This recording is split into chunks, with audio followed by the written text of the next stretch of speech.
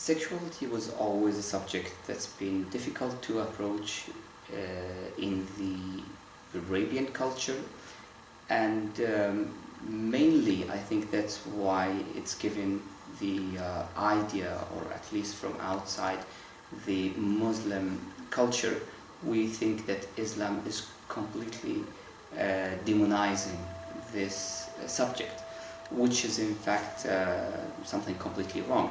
Um, Islam, if we look into the way that it approaches this subject, either in the Quran, by referral, of course, referring to it because of the subtlety of the Word of God, as well as in the traditions of the Prophet, we would see that sex is in general presented as one of the multiple gifts of the grace of God. Because through actually this gift, there is multiple gifts. The first is, of course, procuring. So that's the way to get its own children, its own descendants, with all the benefits and the pleasure that comes with having own children. It is also intended to fulfill psychological and physical needs that we have, and even just for the pleasure part of it, which is completely legitimate. In fact, Islam has no issue in showing or in promoting this part, the pleasure part of sex and own sexuality, if it goes through the legitimate channel, which is marriage. That's here actually where we have restrictions, because Islam would legitimize the intimacy only between a married couple. So it has to be a couple that's married, and he will talk about men and women, and of course this marriage should be recognized by the community. So there are certain rules that and traditions. The rules would come from the religious side, and also of course we have to observe any traditions that are going in the area. This could be integrated as long as it's not contradictory to the set of rules presented by the Islam itself. Once, of course, we fulfill this and there is recognized marriage, then in fact there is not a lot of restrictions. On the contrary, as I mentioned before, it is even encouraged to fulfill this need and not to keep itself under the tension or any sexual tension that can happen.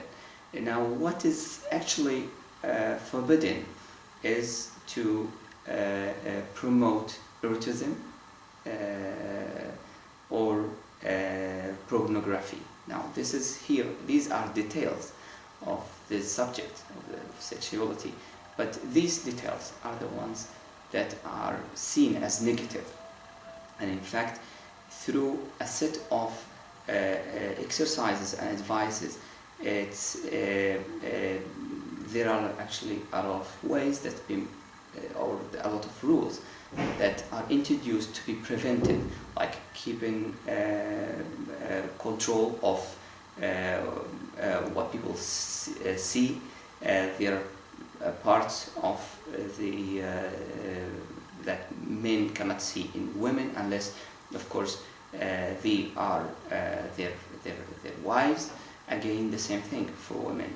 So that's one of the things, and then it goes in general, advising not to let self free in front of temptations.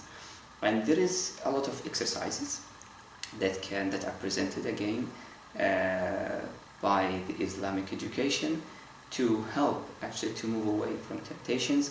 First of all is, of course, to keep itself distant from all what would draw oneself into temptation. Then in case we cannot have access to marriage, and through this of course to sexual relationships, to pray more, do more fasting. So these are rituals that would help to increase the spirituality and to control our sexuality. Now, when it comes to the back to the married couples, there is hardly any restrictions, unless of course we're talking about relationships that would not involve the reproductive tract. But then when it comes to the foreplay, any preparations that we might think for this relationship, this is surprisingly actually advised and even encouraged. We would not find this in the Quran itself, but through the traditions of the Prophet, who would give more highlight on the importance of all these preparations, in order not to think of the sexual relationship just as a fulfillment of an urge, or a way, or truly just a way to procure and have children. Because again, just the idea of having pleasure of sex is completely accepted. At the end of the day, the subject is, we're talking about a gift from God to the humanity. So of course, in this regard, it's a kind of also reward that the couples can have from each other, and it represents also the ultimate bond between men and women. Anything that goes out of this, out of fulfilling this need through this legitimate channel, is actually then forbidden, including self-pleasure. And the reason that Islam gives is that it avoids any or anything that might cause any psychological or physical damage or harm. On the other hand, the use of contraceptives, for example, that's completely okay.